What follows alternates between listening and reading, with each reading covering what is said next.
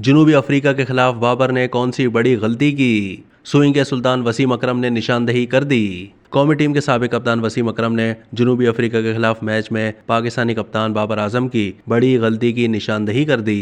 चेन्नई के चिदम्बरम स्टेडियम में खेले गए मैच में जनूबी अफ्रीका ने दिलचस्प मुकाबले के बाद पाकिस्तान को 1 विकेट से शिकस्त दी थी, जो वर्ल्ड कप में पाकिस्तान की मुसलसल चौथी शिकस्त थी। मैच के बाद निजी टीवी शो में गुफ्तगू करते हुए वसीम अकरम का कहना था कि मजमूई तौर पर बाबर आजम ने मैच में अच्छी कप्तानी की। उन्होंने फास्ट बॉलर्स का अच्छा इस्तेमाल किया, जिससे टीम को विकेटें भी मिली। लेकिन बाबर आजम को 48वां ओवर नवाज को नहीं देना चाहिए था। मुझे समझ नहीं आई कि बाबर ने उस वक्त नवाज से ओवर क्यों करवाया।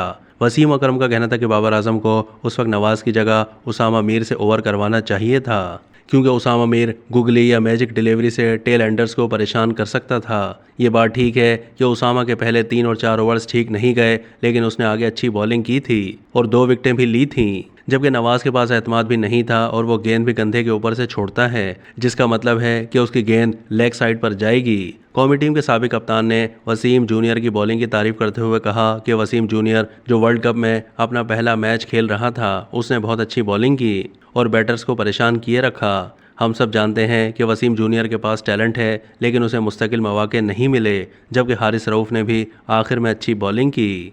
अब तक के लिए इतना ही। मज़ीद मालूमात के लिए डेली जंग के यूट्यूब चैनल को सब्सक्राइब कीजिए।